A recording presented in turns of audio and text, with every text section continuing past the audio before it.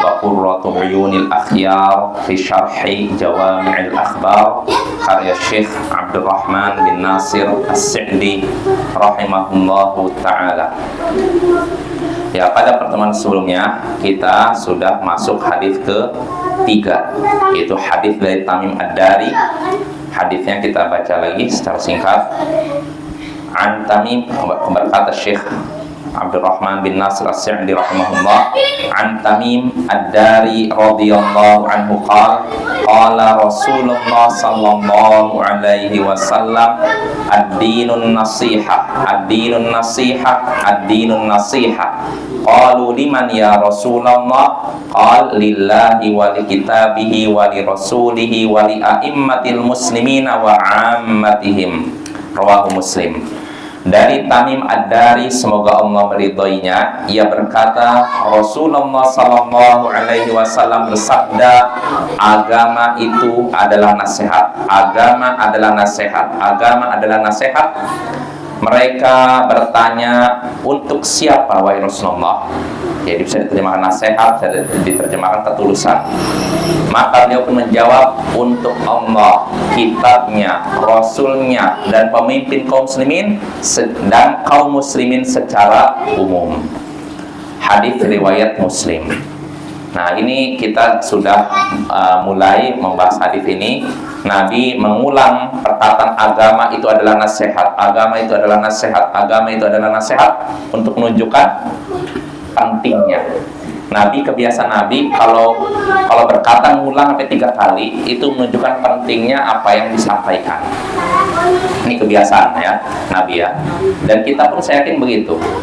Misalnya presiden atau siapa, kalau sampai ngulang perkataan sampai 2-3 kali, menunjukkan apa yang disampaikan itu penting ya, perlu diperhatikan. Nah ini, lalu ketika Nabi ditanya, agama itu nasihat, agama itu ketulusan, untuk siapa? Dijawab yang pertama, untuk Allah. Nah, lantas apa yang dimaksud nasihat untuk Allah atau ketulusan untuk Allah? Ya, kata Syekh sini diantaranya kita mengakui keesaan Allah. Ini pertama, kita tidak meyakini Allah itu berbilang 2, 3 ya, esa. Dan Allah satu-satunya yang memiliki sifat sempurna dari segala sisi. Tidak ada satupun yang menyerupai Allah, yang menyertai Allah dalam hal tersebut. Allah contohnya punya sifat sayang. Nah, sifat sayang Allah ini sangat sempurna. Tidak ada satupun sifat makhluk yang menyerupai sifat sayang Allah. Ya, kita sudah sering mengulang bahwasanya orang yang paling sayang kepada kita adalah ibu kita, ya kan? Nah, kalau memang ibu kita sangat sayang kepada kita, maka ketahuilah Tuhan kita lebih sayang kepada kita daripada ibu kita. Ini menunjukkan sifat sayang Allah ini sempurna, tidak seperti sifat sayang manusia. Apapun sifat yang Allah sebutkan dalam Al-Quran atau hadis, maka kita harus yakin itu sifat yang sempurna, tidak mungkin mengandung kekurangan dan kelemahan. Ya, ini yang perlu kita ketahui. Lalu berikutnya bentuk ketulusan kita kepada Allah, yaitu beribadah kepada Allah secara lahir maupun batin. Secara lahir hanya tampak anggota badan kita bergerak seperti sholat, haji, puasa. Atau secara batin, beribadah kepada Allah secara batin seperti apa? Cinta, takut kepada Allah, tawakal, bergantung kepada Allah. Nah, ini termasuk ibadah batin. Lalu berikutnya termasuk bentuk ketulusan kepada Allah, kembali kepada Allah dalam segala waktu. Ya, segala waktu. Nah, selain itu juga mengharapkan rahmat Allah. Jadi mencari Allah, mengharapkan rahmat Allah disertai dengan taubat dan istighfar terus-menerus. Nah, pertanyaannya, kenapa taubat dan istighfar terus-menerus? Kata Syekh, li'annal 'abda la budda lahu taqsir fi fayushi'u min wajibatillah fi syai'in. Karena seorang hamba mesti melakukan kekurangan, mesti ada kekurangan dalam melakukan kewajiban. Pasti ada kekurangan, sedikit maupun banyak, dan seringnya banyak kayak kita ya. Nah, ini alasan kenapa kita istighfar. Makanya selesai sholat, kita di antara zikir yang Nabi sebutkan istighfar 3 kali. Astagfirullah, astagfirullah, astagfirullah.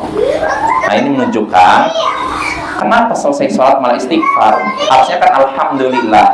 Istighfar kenapa? Kata para ulama, karena sangat besar kemungkinan atau bisa jadi ibadah kita kurang maksimal, mungkin kurang khusyuk, kurang mentadaburi ayat yang kita baca, pokoknya kurang maksimal. Makanya kita tutupi kekurangannya dengan istighfar gitu. Makanya kata Syekh ini penutup, wa bitaubatil mulazimati wal istighfari daim yanjabiru naqsuhu wa yatimu amaluhu wa qawluhu. Dengan taubat yang terus-menerus dan istighfar yang terus-menerus akan tertutuplah kekurangannya dan sempurnalah amalannya dan perkataannya. Nah, ini fungsi dari taubat istighfar. Ya, jadi perbanyak istighfar, perbanyak taubat, karena Nabi saja taubatnya 100 kali dalam sehari. Kalau kita berapa kali?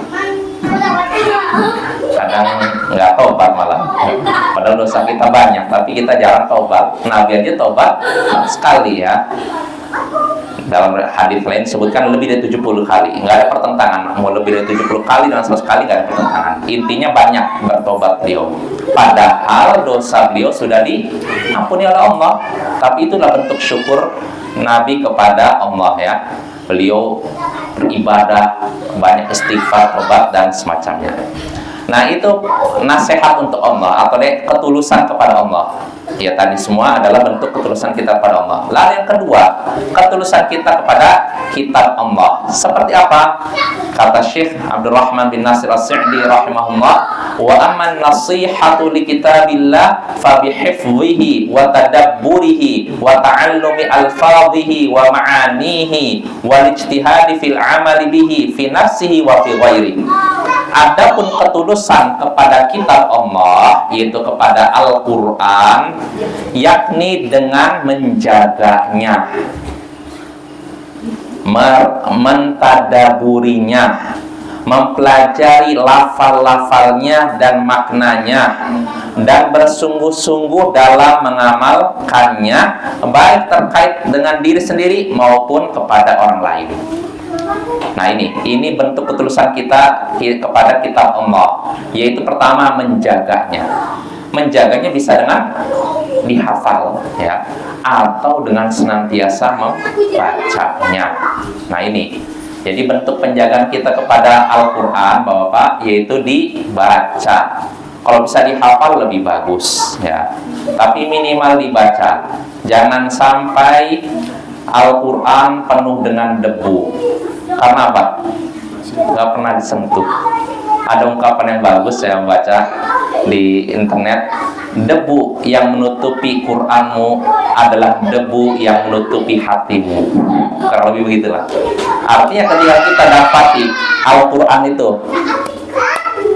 penuh dengan debu, berarti dalam hati kita ada debu. Maksudnya apa debu sini? Maksiat.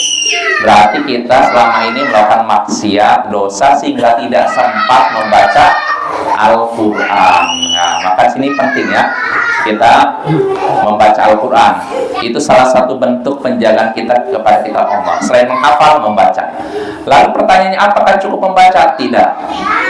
Di sini kata Syekh, dengan mentadaburinya. Mentadaburinya itu artinya menghayatinya, memahaminya dengan apa? Merenungkannya. Dan itulah fungsi Allah menurunkan Al-Quran, tujuan Allah menurunkan Al-Quran. Maka Allah sebutkan dalam surat Shad, kitabun anzalnahu ilaika mubarakun liyadabbaru ayati. Kitab Al-Quran ini telah kami turunkan kepada kitab yang diberkahi agar mereka mentadaburi ayat-ayatnya, merenungkan ayat-ayatnya, menghayati ayat-ayatnya. Nah, ini fungsi diturunkannya Al-Quran, bukan cuma untuk pajangan. Jadi pajangan di rumah supaya menunjukkan nih orang yang soleh kali, wah ayat kursi. Nah seperti itu. Itu bukan tujuan diturunkannya Al-Quran. Tujuannya turunkan Al-Quran dibaca, ditadaburi, lalu diamalkan. Nah ini ya.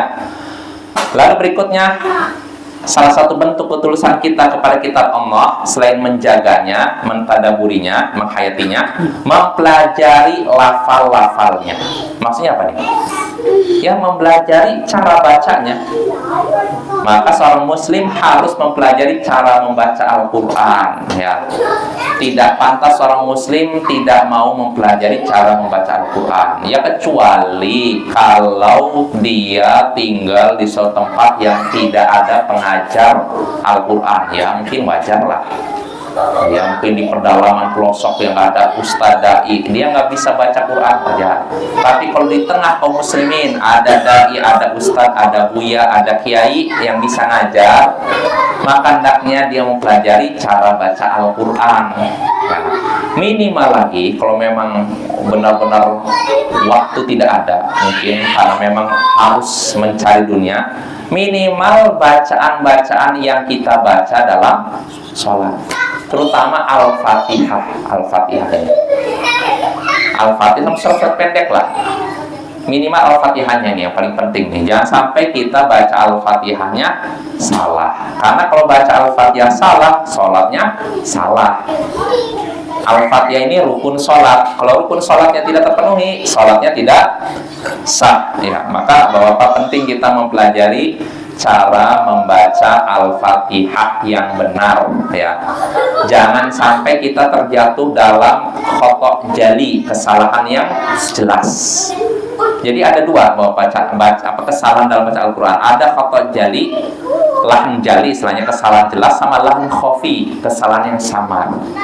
Kalau kesalahan yang samar ini tidak menyebabkan Al-Fatihah rusak dan tidak menyebabkan sholat rusak. Tapi kalau yang salahnya kesalahan berat, kesalahan jelas, ini bisa batal Al-Fatihahnya. Ya, misalkan seperti cara membaca Alhamdulillahirabbil alamin, itu harus jelas H dengan H. Jadi nggak boleh Alhamdulillah, itu salah itu. Artinya beda ya. Terus apalagi yang paling sering iya itu yang paling fatal nih Bapak ya.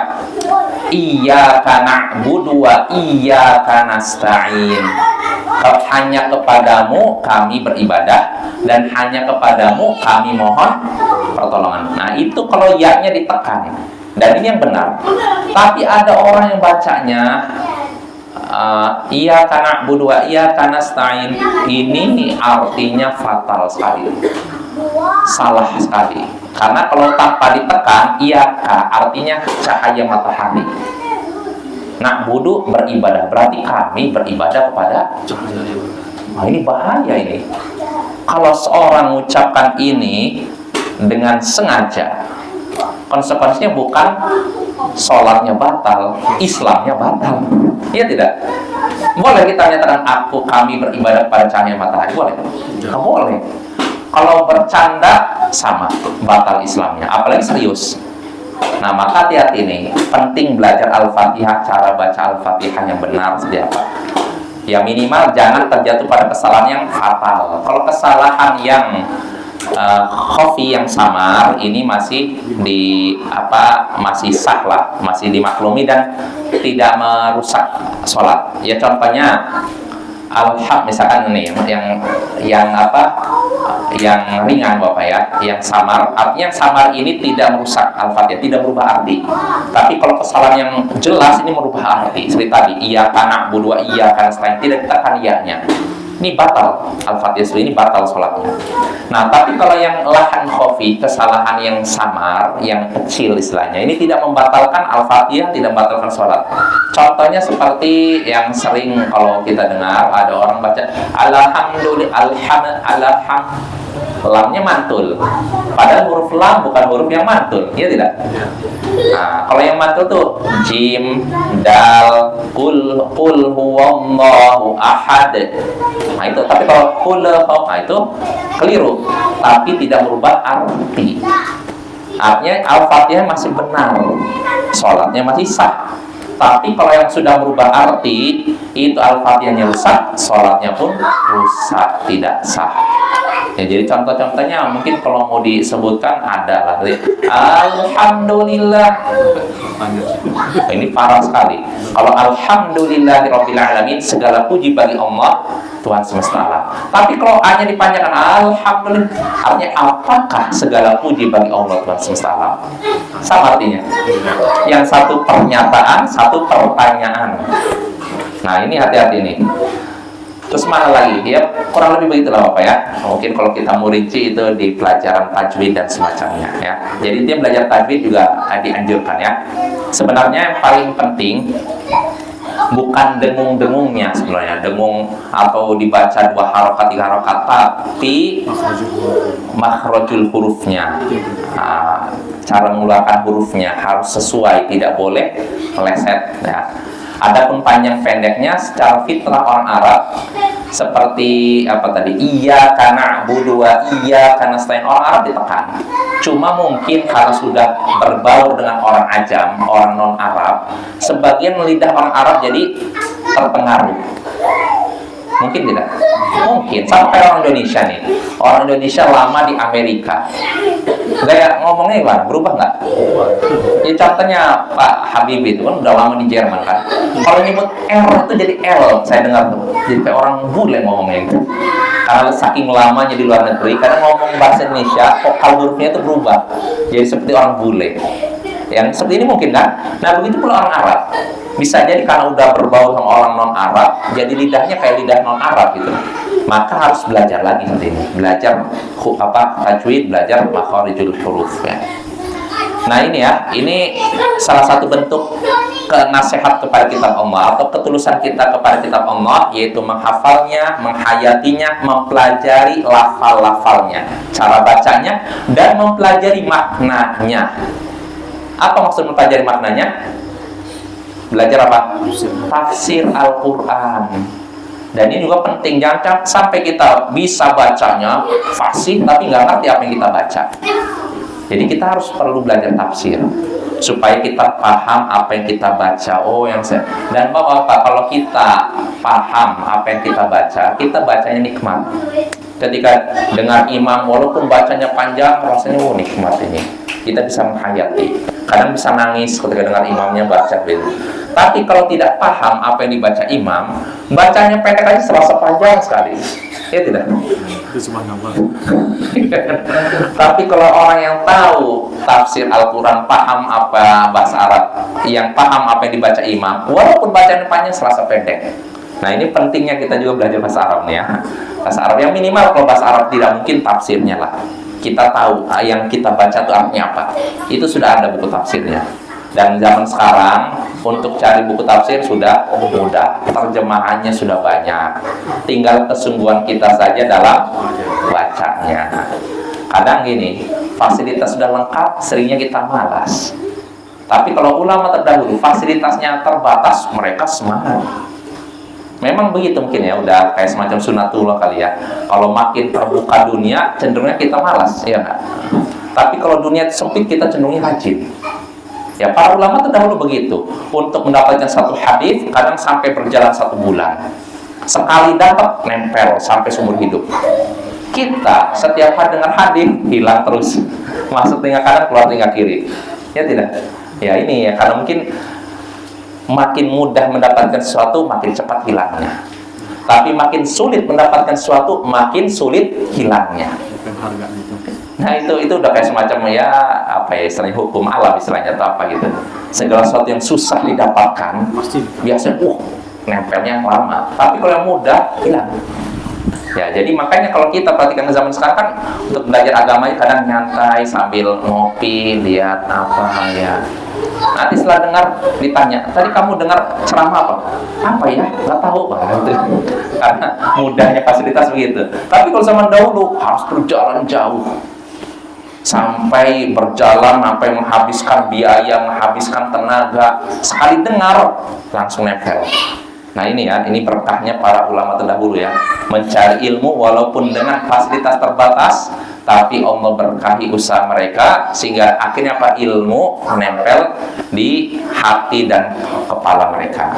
Nah ini Bapak ya, jadi penting belajar tafsir. Ini termasuk bentuk ketulusan kita kepada kitab Allah, yaitu mempelajari maknanya, artinya. Nah lalu setelah itu apa cukup? Saya udah baca, sering baca, saya juga udah sering pelajari tafsir. Cukup? Belum. Berikutnya walijtihadu fil amali bihi, bersungguh-sungguh untuk mengamalkannya. Ini yang paling penting. Setelah kita baca Al-Quran, kita memahami maknanya, mentadaburi, setelah itu apa? Berhenti sampai sini. Kalau berhenti sampai sini, sama seperti orang Yahudi. Karena orang Yahudi mereka punya ilmu banyak, tapi tidak mau diamalkan. Beda dengan yang satunya. Yang satunya pengennya beramal, tapi tanpa ilmu. Nah, kita umat Islam di tengah. Kita berilmu dan juga beramal. Kita mengamalkan ilmu yang kita punya, dan kita tidak beramal kecuali kalau ada ilmu. Nah ini umat Islam ya, pertengahan di antara dua jurusan yang berbeda ya. Nah ini Bapak ya. Jadi kembali lagi, tidak cukup membacanya, tidak cukup mentadaburinya, tidak cukup mempelajari lafalnya dan maknanya, melainkan juga harus bersungguh-sungguh mengamalkannya, baik itu terhadap diri kita atau mengamalkannya kepada orang lain. Artinya gini, ada ayat-ayat tertentu yang ini berlaku untuk diri kita, diberlakukan pada diri kita, dan ada juga yang diberlakukan untuk orang lain. Maka hendaknya ini kita amalkan ya, semampu kita tentu saja ya. Kalau memang kita mampunya hanya misalkan 50%, ya 50%. Allah tidak akan membebani kita kecuali sesuai dengan kesanggupan kita dan kemampuan kita. Yang kita nilai, yang Allah nilai itu adalah kesungguhan ya, usaha kita, bukan hasil. Nah itu yang kedua, nasihat kepada kitab Allah, ketulusan kepada kitab Allah. Lalu berikutnya yang disebutkan tadi, Rasulullah ditanya apa itu untuk siapa ketulusan itu? Kan agama adalah nasihat. Nasihat untuk siapa? Setelah nyebutkan untuk Allah, kitabnya, lalu untuk Rasulnya. Lantas apa yang dimaksud nasihat untuk Rasul, ketulusan untuk Rasul? Kata Syekh Abdurrahman bin Nasir As-Sa'di rahimahullah, wa amman nasihatu lirrasul fahiyal imanu bihi wa mahabbatu wa taqdimuhu fiha ala nafsi wal mali wal walad wa tiba'uhu fi usulud dini wa furu'ihi wa taqdimu qawlihi ala qawli kulli ahadin wal ijtihadu fil ihtida'i bihadihi wa nasru lidini. Nah ini kata Syekh sini, adapun ketulusan kepada Rasul, maksudnya yaitu beriman kepada Rasul dan mencintainya, beriman dan mencintainya dan mendahulukannya dalam hal kecintaan dibandingkan diri sendiri, harta dan anak. Nah ini termasuk bentuk ketulusan kita pada Rasul, mendahulukan Rasul, artinya lebih mencintai Rasul daripada diri sendiri, harta dan anak. Jadi jangan sampai karena kita lebih mencintai diri sendiri, kita mencampakkan Rasul. Kita misalkan udah tahu hadits ini berkata begini, tapi saya nggak bisa pada diri sendiri.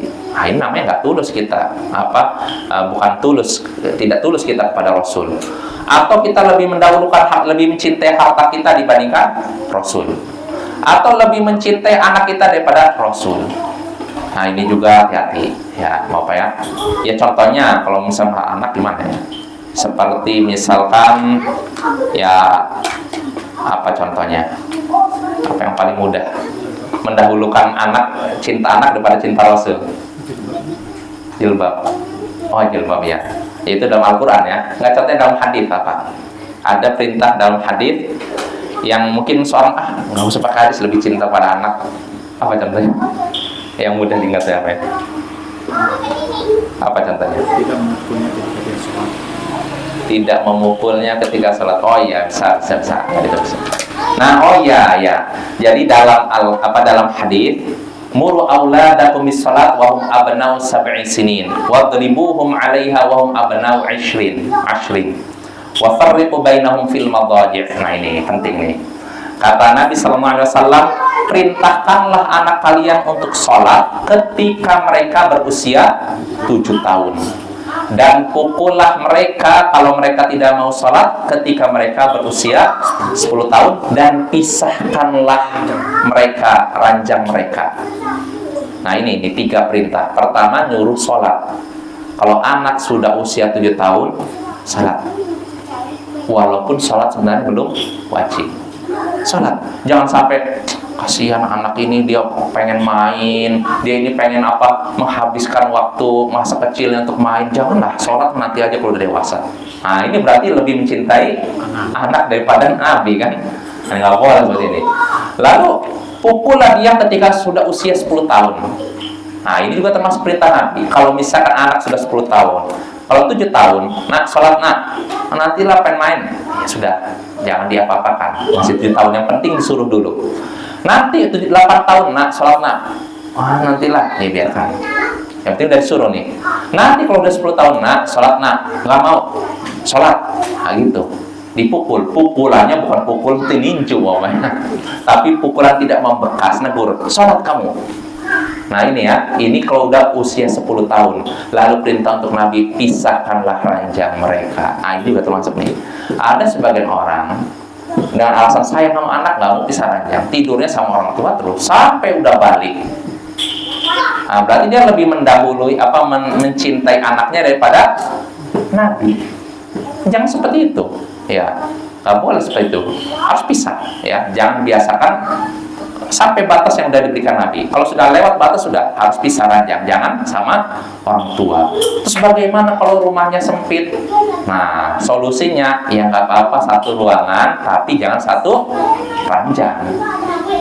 Jadi pisah-pisah. Kalau memang sempit lagi cuma ada satu ranjang, harus dikasih batas, bantal kah atau mungkin kayu, tirai ya. Jadi jangan sampai. Dan ini perlu kita waspadai Bapak ya. Kadang ada sebenarnya ini terjadi nih, terutama adik kakak, laki-laki perempuan. Kadang sudah balik masih begitu. Maksudnya satu ranjang tidak ada batas, sehingga akhirnya terjadilah apa yang terjadi. Gak perlu saya sebutkan kan? Banyak kejadian seperti itu. Nah ini harus kita waspadai. Islam itu sudah menutup segala pintu menuju keburukan. Di antaranya apa? Kalau sudah umur segitu harus dipisah. Kalau udah 10 tahun dipisah. Jangan lagi gabung dengan ininya, harus ada pisah ranjang gitu loh. Kalaupun satu ranjang ada sekatnya. Nah itu tujuannya Bapak ya, mencegah apa yang tidak diinginkan ya. Nah itu contoh mencintai anak, lebih mencintai anak daripada mencintai Rasul. Orang seperti ini tidak dianggap tulus kepada Rasul ya.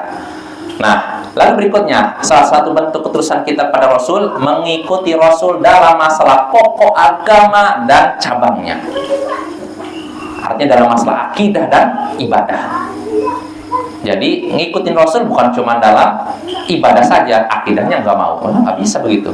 Dalam masalah akidah ngikuti Rasul, dalam masalah ibadah ngikuti Rasul. Dua-duanya Bapak ya. Ini termasuk bentuk ketulusan kita kepada Rasul. Lalu berikutnya kata Syekh, dan mendahulukan ucapan Rasul di atas ucapan siapapun. Ini juga bentuk ketulusan kita pada Rasul ya, mendahulukan ucapan Rasul di atas ucapan siapapun. Artinya jangan sampai misalkan kita sampaikan hadits Nabi, ini hadits Nabi, tapi kata bapak saya nggak seperti itu. Udah sampaikan hadits Nabi, tapi kata kakek saya nggak seperti itu. Nah ini nggak boleh. Kalau sudah ada hadits Nabi, terima. Kalau memang belum sanggup, katakan saya belum sanggup, doakanlah semoga saya bisa mengamalkan ini. Ya, itu minimal gitu. Jangan sampai ditabrakan dengan pendapat orang. Udah jelas hadis Nabi, tabrakan pendapat orang. Ini hadisnya begini, tapi kata kiai saya nggak seperti itu. Tapi kata buya saya nggak seperti itu. Nah, itu hati-hati. Allah katakan dalam surat Al-Hujurat ayat 1, ya ayyuhalladzina amanu la tuqaddimu baina yadayillahi wa rasulih. Hai orang-orang beriman, jangan kalian mendahului Allah dan Rasulnya. Maksudnya jangan mendahulukan perkataan siapapun di atas perkataan Allah dan Rasulnya. Dalam ayat yang sama juga Allah nyatakan ya Ya ayyuhalladzina amanu la tarfa'u aswatakum fawqa sautin nabi wa la tajharu lahu bil qawli ka jahri ba'dikum li ba'din an tahbata a'malukum wa antum la tash'urun.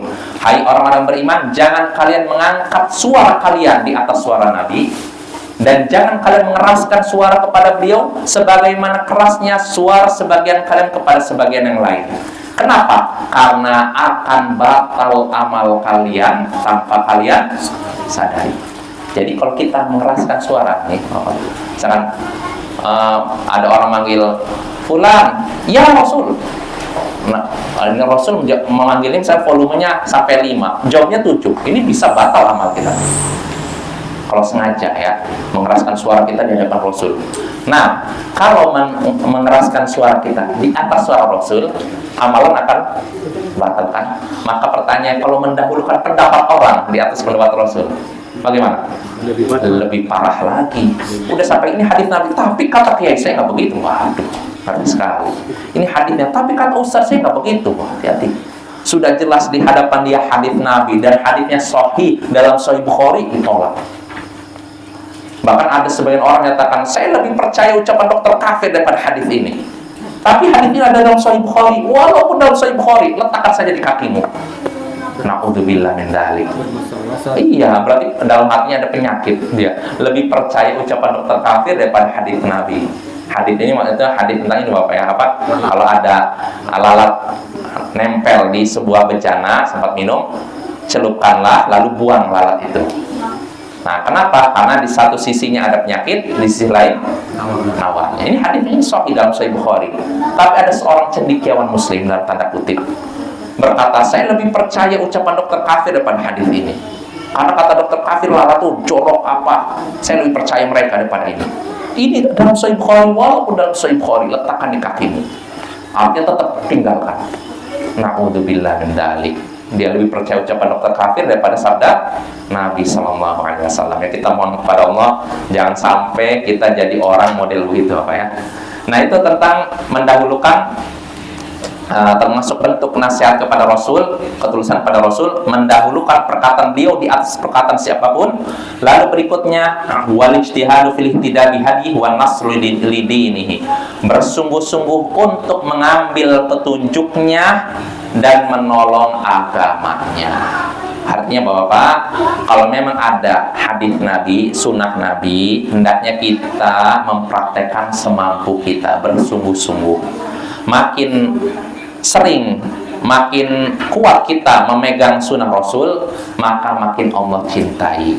Allah berfirman dalam surat Al-Imran, "Qul in kuntum tuhibbunallah fattabi'uni yuhibbukumullah." Katakanlah wahai Rasul kepada mereka, kepada umatmu, jika kalian mencintai Allah, maka ikutilah aku. Aku di sini siapa? Rasul. Apa faedahnya kalau mengikuti aku? Yuhibbukumullah. Niscaya Allah mencintai kalian. Jadi kalau kita mengikuti petunjuk Rasul, mengikuti sunnah Rasul, Allah akan mencintai kita. Itu saja. Wa yaghfir lakum dzunubakum, dan Dia akan mengampuni dosa-dosa kalian. Jangan anggap remeh satupun sunnah Rasul. Bisa jadi karena satu sunnah Rasul tersebut kita diampuni dosa-dosa kita, sehingga kita bisa masuk surga. Ya, kita mohon kepada Allah agar menjadikan kita semua orang-orang yang berpegang teguh pada sunnah nabinya. Ya, mungkin saja. Insya Allah pada pertemuan berikutnya kita lanjut pembahasan hadis ini, yaitu tentang ketulusan kepada pemimpin kaum muslimin. Karena kan yang disebutkan ketulusan kepada Allah, kitabnya, Rasulnya, lalu apa? Pemimpin kaum muslimin sama kaum muslimin secara umum. Yang dua ini insya Allah akan kita bahas pada pertemuan berikutnya. Wassallallahu ala nabiyyina Muhammadin wa ala alihi wa sahbihi ajma'in wa akhiru da'wana anil hamdulillahi rabbil alamin. Assalamualaikum warahmatullahi wabarakatuh.